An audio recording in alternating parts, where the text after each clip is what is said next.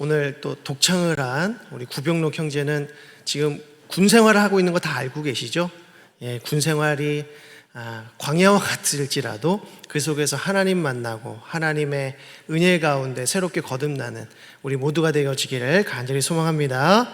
이 시간에는 본문의 말씀 가지고 잠잠히 바라라 라는 제목으로 말씀의 은혜를 나눕니다. 요즘 시대의 가장 중요한 가치 중에 하나는 바로 재미일 것입니다. 재미없으면 아무 일도 하지 않습니다. 공부도 재미있어야 잘 할 수 있고, 일도 재미있어야 하고, 결혼 생활까지도 재미가 있어야 합니다. 지하철을 타보신 분들은 다 아시겠지만 대부분의 사람들이 손에 무엇을 가지고 있습니까? 스마트폰을 가지고 있습니다. 물론 그 중에는 그 스마트폰으로 유용한 정보나 유익한 내용의 글을 읽는 분들도 있지만 대부분 스마트폰으로 뭘 할까요?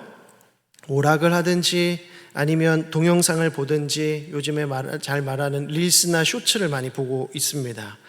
잠시의 시간 동안에도 재미있게 보내고자 한다는 것이죠. 심지어 편의점 알바를 하는 친구들도 대다수는 게임을 하면서 그 지루한 시간을 보내는 것을 볼 수가 있습니다. 재미를 추구하는 이러한 풍조는 우리로 하여금 잠시도 잠잠히 있도록 내버려 두지 않습니다. 조용하면 재미없는 것이고 혼자 있으면 재미없죠. 무엇인가를 하지 않으면 재미가 없습니다. 한가하면 재미가 없습니다. 그래서 우리는 자꾸 재미를 위해서 우리의 주변을 시끄럽고 바쁘고 분주하게 만들어 갑니다.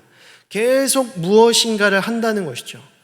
TV를 본든지 음악을 듣든지 오락을 하든지 핸드폰을 들여다보든지 뭔가 재미있는 일이 없나 하고 돌아다니기도 합니다.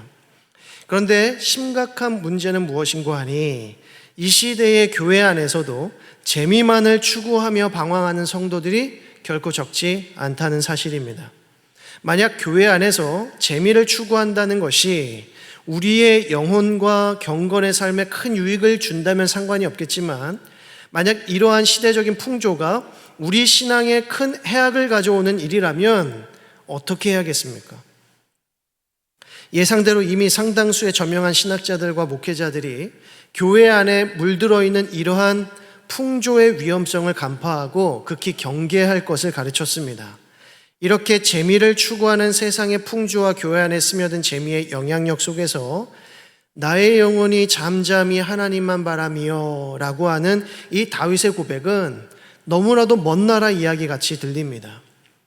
이 말이 의미하는 바가 무엇인가 가늠조차 하기가 어렵습니다. 나의 영혼이 잠잠히 하나님만 바란다는 것이 도대체 무슨 의미인가? 이 시끄럽고 분주하고 바쁜 일상 속에서 잠잠히 거한다? 그것이 도대체 무슨 의미인가? 이 시간엔 그 의미를 짧게 살펴보고요. 잠잠히 하나님을 바라보기로 다짐하는 복된 시간 되기를 간절히 소망합니다. 먼저 잠잠히라고 하는 것이 무슨 의미일까요? 성경 안에서 잠잠히라고 하는 표현이 자주 등장하는 것을 볼 수 있는데 그 의미를 네 가지로 살펴볼 수 있습니다. 첫째로 잠잠하라 라고 하는 것은 말 그대로 침묵하라 라는 뜻입니다. 곧 말을 최대한 하지 말고 아끼라는 말입니다. 시편 39편 9절의 말씀을 보면 내가 잠잠하고 입을 열지 아니함은 주께서 이를 행하신 까닭이니이다 라고 하고요. 전도서 3장 7절의 말씀을 보면 찢을 때가 있고 꿰맬 때가 있으며 잠잠할 때가 있고 말할 때가 있으며 라고 합니다. 잠잠하라 라고 하는 것은 말 그대로 침묵을 의미한다는 것이죠. 침묵은 사실 굉장히 어려운 일입니다. 불교에서도 잠언 수행은 매우 어려운 수행 중 하나로 여겨집니다. 그래서 우리는 침묵할 줄 아는 사람들을 매우 특별하게 여깁니다. 게다가 이런 사람들은 말 한마디를 해도 적절한 때에 하고 말하고 싶어도 자제하고 차분함을 잃지 않음을 보게 되죠. 그래서 주위 사람들에게 큰 신뢰를 얻게 됩니다. 잠언 17장 28절의 말씀을 보면 미련한 자라도 잠잠하면 지혜로운 자로 여겨지고 그의 입술을 닫으면 슬기로운 자로 여겨지느니라고 합니다. 더욱이 침묵을 할 줄 아는 자들은 자신의 말이 하나님을 만나는 데 매우 큰 방해거리가 된다는 것을 알고 있습니다.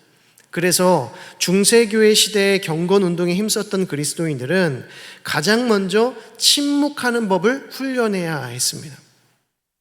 둘째로 잠잠하라고 하는 것은 홀로 있으라는 뜻입니다. 홀로 있으라. 그 무엇으로부터 간섭이나 영향을 받지 않도록 홀로 있는 시간을 가지라는 것이죠. 그래야 자신의 영적 상태를 더 깊이 들여다볼 수 있기 때문에 그렇습니다. 로뎀나무 아래에서 자신의 신세를 한탄하면서 극한 우울증에 빠져 있었던 엘리야의 상태는 홀로 있기의 상태가 아니었습니다. 그것은 오히려 극한 외로움의 상태였고 우울함의 상태였습니다. 외로움이라고 하는 것은 우리의 의도와는 상관없이 상황에 따라 찾아오는 것이지만, 이 홀로 있기 훈련이라는 것은 무엇이냐면 우리 스스로가 의도하고 선택하고 통제하는 훈련이 된다는 것입니다.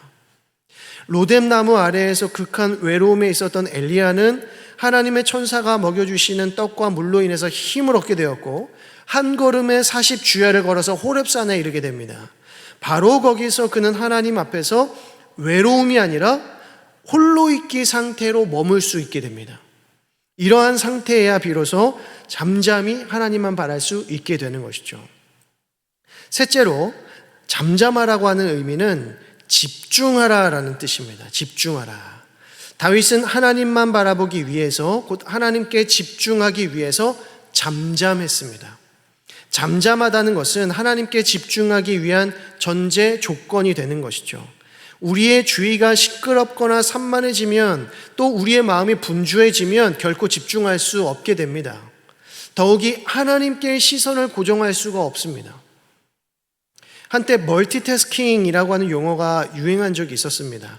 한 사람이 여러 가지 일들을 동시에 하는 것을 의미하는데요, 통화하면서 글을 쓰고 또 동시에 책을 보는 등의 일을 가리킵니다.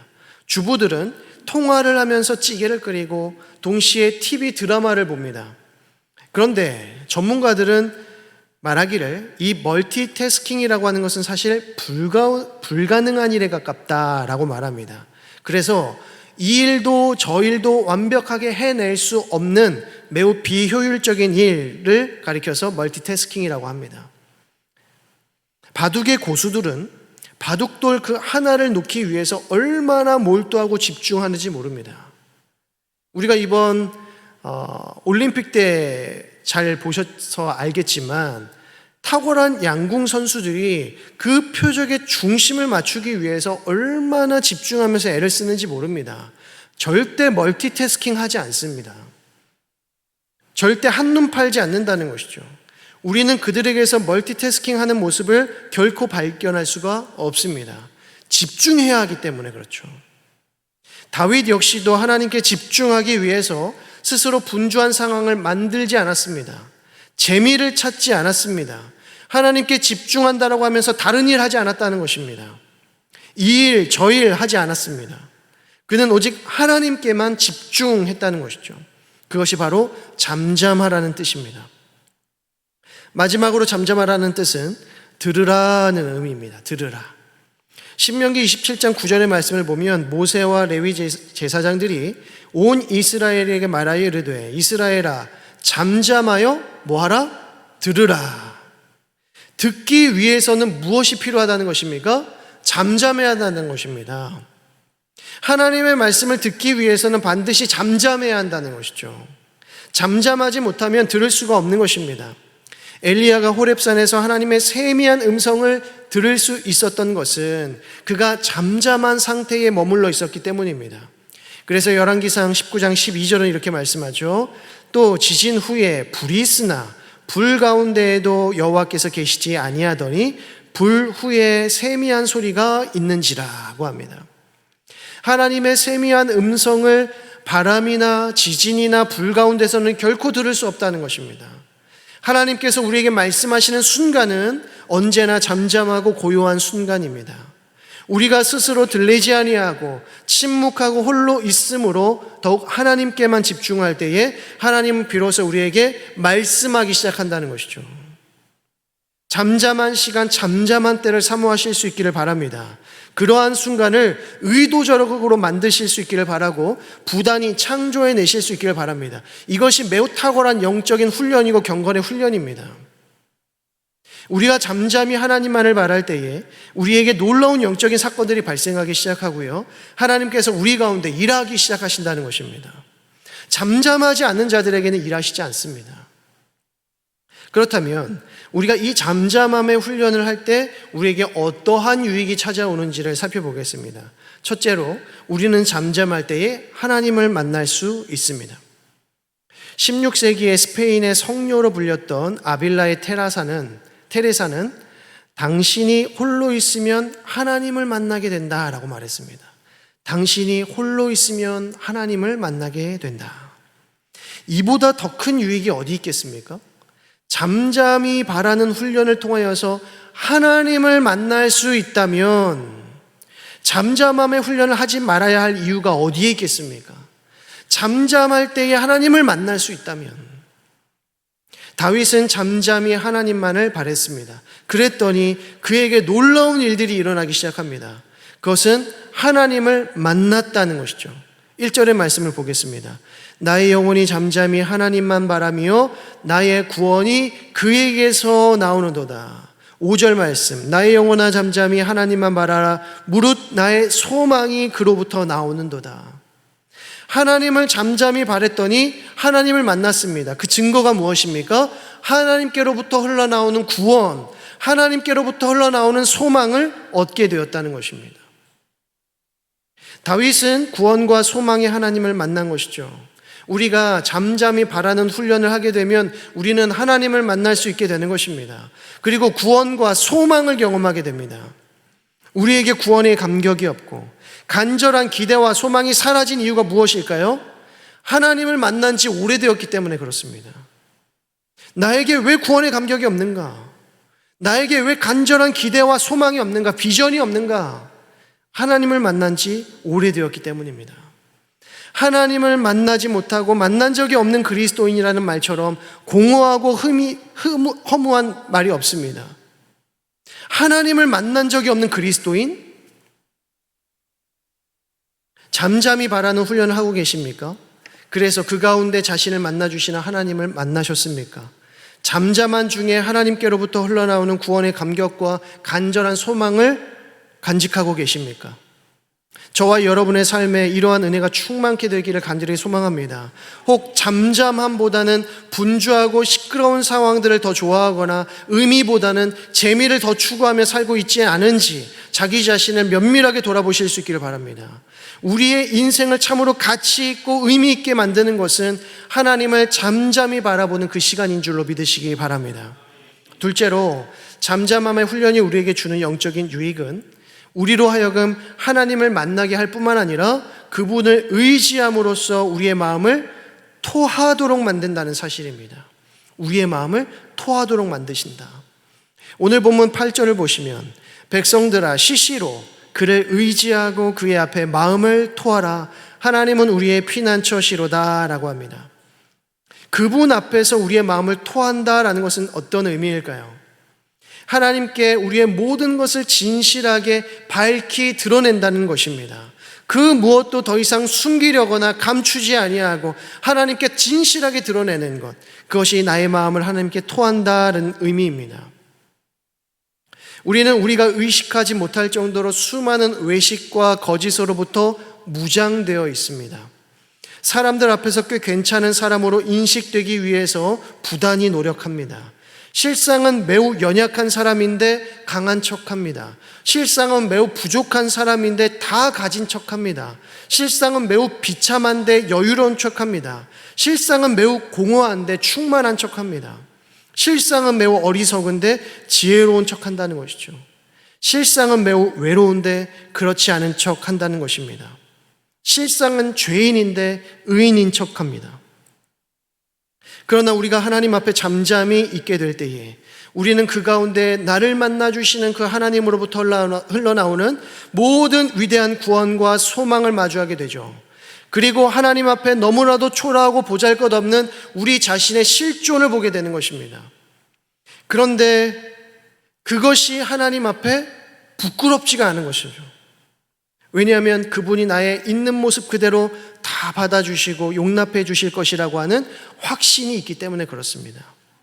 그래서 그분을 의지함으로 우리의 모든 것을 있는 그대로 드러낼 수 있는데 그것이 하나님께 토한다라는 의미입니다. 이러한 참된 진실함에서 나오는 내적인 평안은 말로 형언할 수 없는 기쁨을 가져다 줍니다. 사무엘상 1장을 보면 한나의 기도가 등장하죠. 여기서 한나가 자신의 괴로움을 하나님께 토해내었을 때에 한나가 즉시로 얻게 되었던 은혜가 무엇이었습니까? 바로 평안함이었습니다. 한나의 간절한 기도에 대하여 엘리 제사장이 뭐라고 말하냐면 평안히 가라. 그때에 한나는 얼굴에 다시는 근심빛이 없었다고 말합니다. 이러한 평안의 은혜는 우리 믿음의 선배들의 경험을 통해서도 너무나도 잘 드러납니다. 우리가 좋아하는 찬송가 539장은 이렇게 고백하죠.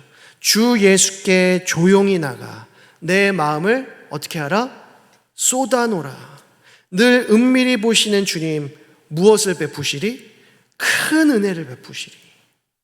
우리가 은밀히 조용히 주님께 나아가서 우리의 마음을 다 쏟아부어 놓을 때 늘 은밀히 보시는 주님께서는 작은 은혜가 아니라 큰 은혜로 우리에게 베푸신다는 것입니다.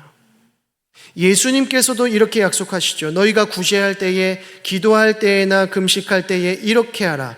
은밀하게 하라. 그리하면 은밀한 중에 보시는 주님께서 큰 은혜로 갚아주시리라. 그 은혜가 무엇입니까? 바로 평안인 줄로 믿으시기 바랍니다. 예수님께서 하나님을 의지하는 자들에게 무엇을 약속하십니까? 요한복음 14장 27절 평안을 너희에게 끼치노니 곧 나의 평안을 너희에게 주노라. 내가 너희에게 주는 것은 세상이 주는 것과 같지 아니하니라. 주님께서는 우리에게 그 무엇보다도 평안을 주시기를 원하십니다. 이 평안은 오직 하나님을 의지하고 하나님께로부터 흘러나오는 모든 구원과 소망을 사모하는 모든 자들에게 약속되신 큰 은혜인 줄로 믿으시기 바랍니다. 마지막 세 번째로 잠잠함의 훈련이 우리에게 주는 영적 유익은 바로 우리로 하여금 어떤 상황 속에서도 흔들리지 않도록 도우신다는 것입니다. 오늘 본문 2절과 6절의 말씀을 보시면 오직 그만이 나의 무엇이요? 반석이시요 나의 구원이시요 요새이시니 내가 크게 흔들리지 아니하리로다 라고 합니다. 우리가 잠잠함의 훈련을 통하여서 하나님을 만나고 그 가운데 자신의 실상을 다 토해낸 후에는 평안을 얻게 될 것입니다. 그리고 참 평안을 간직한 자들은 그 어떤 시련이나 시험이 찾아올지라도 결코 흔들리지 않습니다. 결코 흔들리지 않습니다. 세상은 우리가 의지할 대상이 아니죠. 세상은 우리의 반석이 아닙니다. 우리의 구원이 아니고 요새가 아닙니다. 오히려 그 반대입니다. 세상은 우리의 반석이 아니라 얕은 모래바닥이고 우리를 구원해 주는 것이 아니라 깊은 수렁에 빠지도록 만듭니다. 든든한 요새가 아니라 작은 바람에도 넘어지는 담이고 흔들리는 울타리와 같다라고 말씀합니다. 그래서 이러한 세상을 의지하는 악인들의 삶은 뭐와 같습니까? 바람에 나는 겨와 같다라고 말합니다. 작은 시련에도 쉬이 날아가 버린다는 것입니다. 작은 시련이 오고 유혹이 올 때에 곧바로 넘어진다는 것입니다. 날아가 버린다는 것이죠. 그러나 하나님을 잠잠히 바라는 자들은 결코 요동하지 않는다는 것입니다. 그리고 마침내 심판의 날이 임하였을 때에도 하나님을 의지하는 자들은 결코 두려울 것이 없을 것입니다. 오히려 평안할 것입니다. 오히려 주님의 그 심판의 날을 더 기다릴 것입니다. 왜냐하면 하나님을 만나는 날이기 때문에 그렇습니다. 우리에게 마라나타 신앙이 사라진 이유는 우리가 주님을 간절히 찾지 않기 때문이죠. 우리에게 마라나타 신앙, 속히 주여 오시옵소서라는 이 마라나타 신앙은 주님을 기다리는 자들, 주님을 사랑하는 자들에게 주어지는 은혜요 축복인 것입니다. 그러면 우리는 실제로 어떻게 이 잠잠함의 훈련을 할 수 있겠습니까? 중세 경건주의 운동의 거장으로 손꼽히는 토마스 아켄피스는 기독교 신앙의 고전으로 불리는 그리스도를 본받아라는 책을 쓰게 되는데요. 저는 이 책을 통해서 잠잠히 바라는 훈련에 있어서 크게 세 가지 훈련이 있음을 알 수 있습니다. 가장 먼저 침묵과 고요함의 훈련이 필요합니다. 침묵과 고요함의 훈련이 필요하다. 토마스 아켄피스는 이렇게 가르칩니다. 만일 당신이 불필요한 잡담이나 목적 없는 방문을 피하고 뉴스와 소문을 듣는 일을 절제한다면 당신은 선한 일에 대해 명상할 수 있는 충분한 시간을 가질 수 있을 것입니다.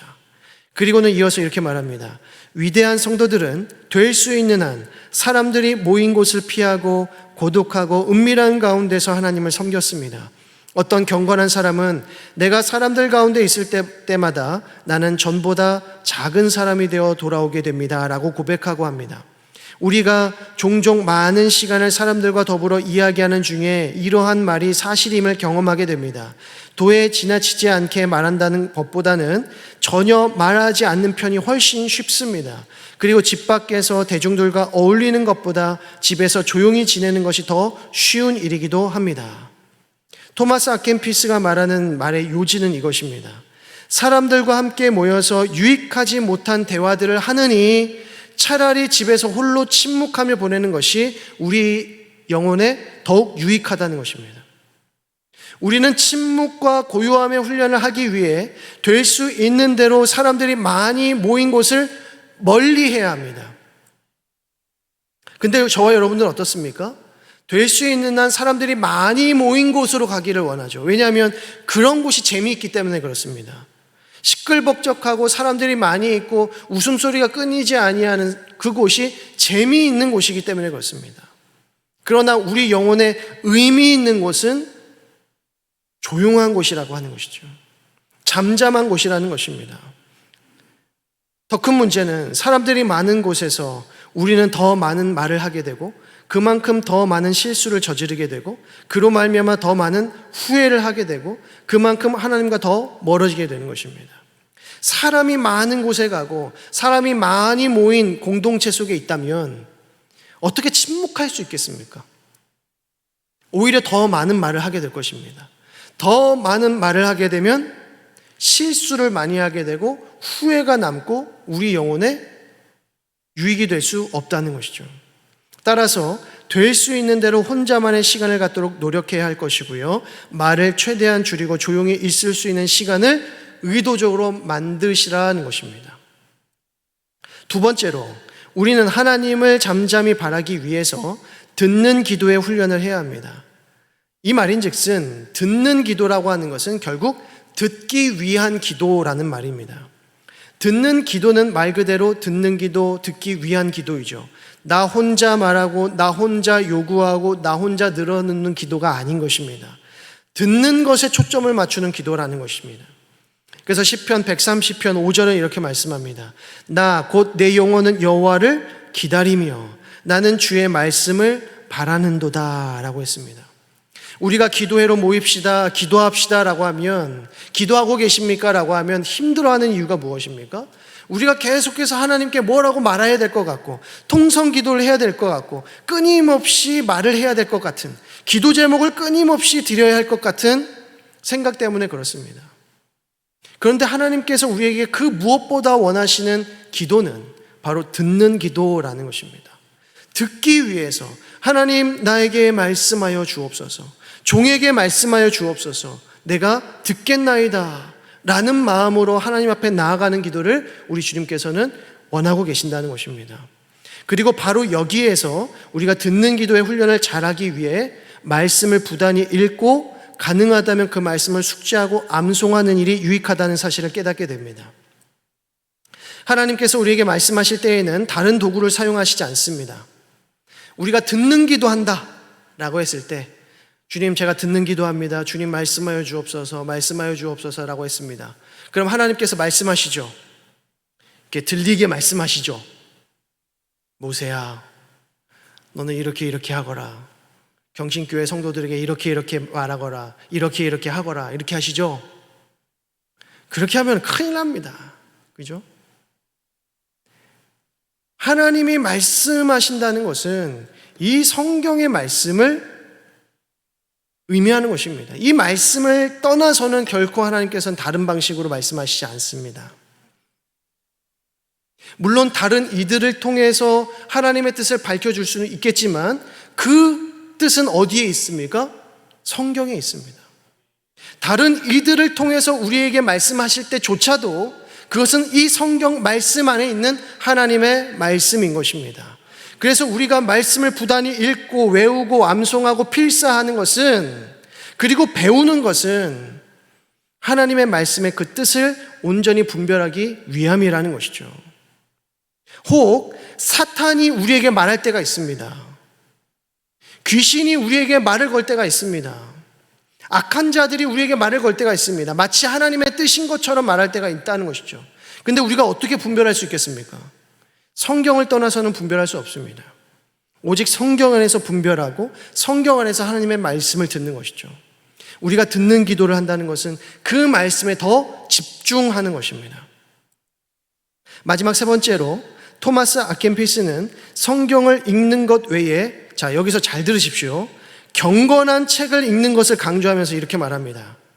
호기심을 채우기 위해서나 시간을 보내기 위해서 독서하지 말고 오직 당신의 몸과 마음을 경건으로 이끌어주기에 적절한 책들을 읽도록 하시기 바랍니다. 다시요. 호기심을 채우기 위해서나 시간을 보내기 위해서 독서하지 말고 오직 당신의 몸과 마음을 경건으로 이끌어주기에 적절한 책들을 읽도록 하시기 바랍니다 라고 했습니다. 제가 오늘 오전 예배 때에 담임 목사 추천도서 구입하셨습니까? 라고 했을 때 많은 분들이 마음속으로 아멘 하신 줄로 믿는데,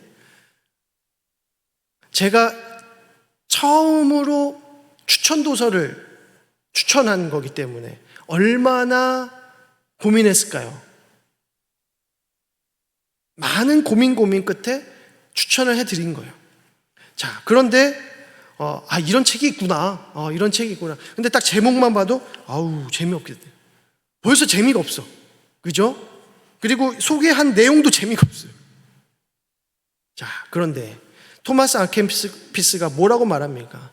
호기심을 채우기 위해서나 시간을 보내기 위해서 독서하지 말고 당신의 몸과 마음을 경건으로 이끌어주기에 적절한 책들을 읽도록 하시기 바랍니다.